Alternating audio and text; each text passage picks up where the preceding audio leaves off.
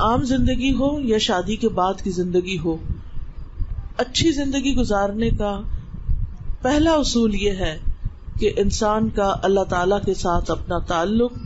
اپنا رشتہ، اپنا معاملہ بالکل درست ہو. کیونکہ خطبہ نکاح میں جو پہلا حکم ہے وہ کیا ہے؟ یا ایھا الذین آمنوا اتقوا اللہ حق تقاتہ ولا تموتن الا وانتم مسلمون. اے لوگو جو ایمان لائے ہو، اللہ سے ڈرو جیسا اس سے ڈرنے کا حق ہے، اور تمہیں موت نہ آئے مگر اس حال میں کہ تم فرما بردار ہو، مسلم ہو. تو جب انسان اللہ سبحانہ تعالیٰ کا فرما بردار ہوتا ہے، اللہ تعالیٰ کے ساتھ اس کا تعلق مضبوط ہوتا ہے، اللہ تعالیٰ کا وہ تقوی اختیار کرتا ہے، تو اس کی زندگی کے معاملات خود ہی سنورنے لگتے ہیں. اللہ تعالیٰ فرماتے ہیں من یتق اللہ یجعل لہ مخرجا ویرزقہ من حیث لا یحتسب.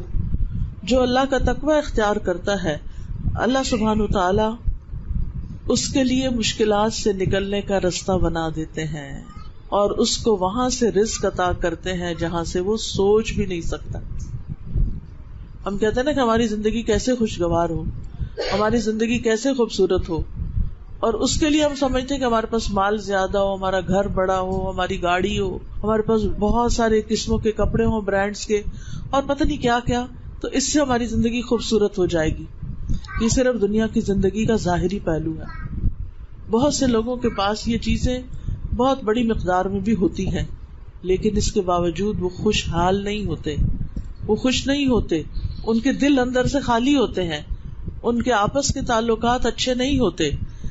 کیونکہ انسانوں کے بھی آپس کے تعلقات اسی وقت اچھے ہو سکتے ہیں جب انسانوں کے اندر اللہ کا تقویٰ ہو، اللہ کا ڈر ہو، جب وہ ایک دوسرے کو اللہ کے ڈر سے حقوق دینے والے ہوں. اور اگر کوئی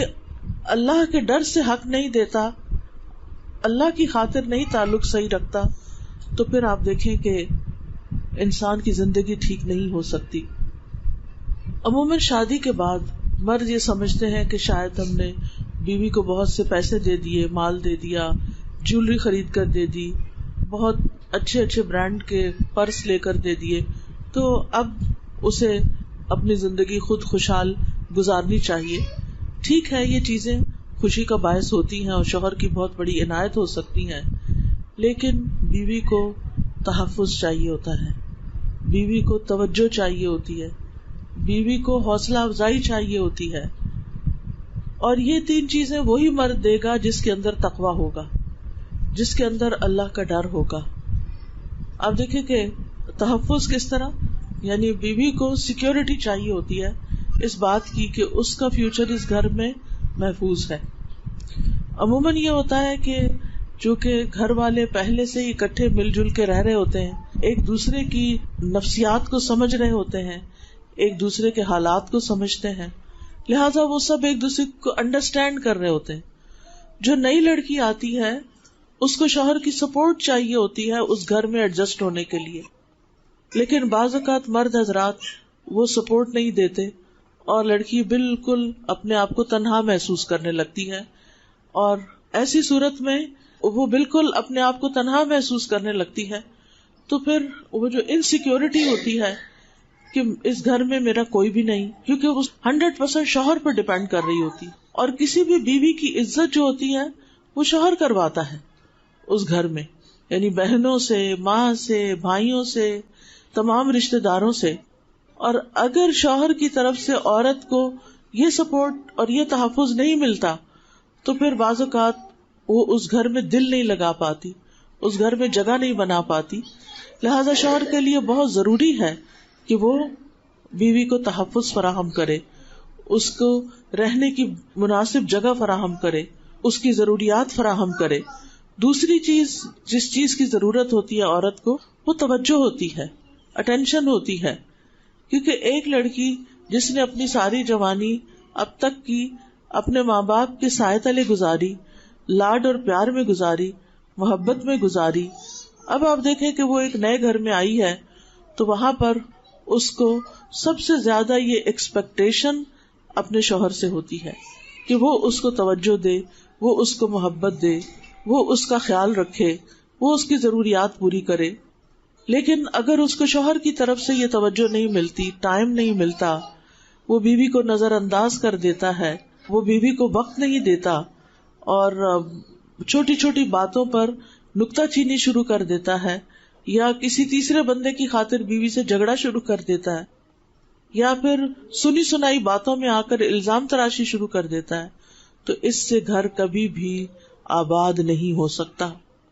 اسی طرح بیوی کو حوصلہ افزائی چاہیے ہوتی ہے، یعنی وہ چونکہ ڈرتے ڈرتے اس گھر میں قدم رکھ رہی ہوتی ہے تو ہر چیز میں شوہر کی طرف دیکھتی ہے کہ اس کا شوہر اس معاملے میں اس سے کیا کہتا ہے،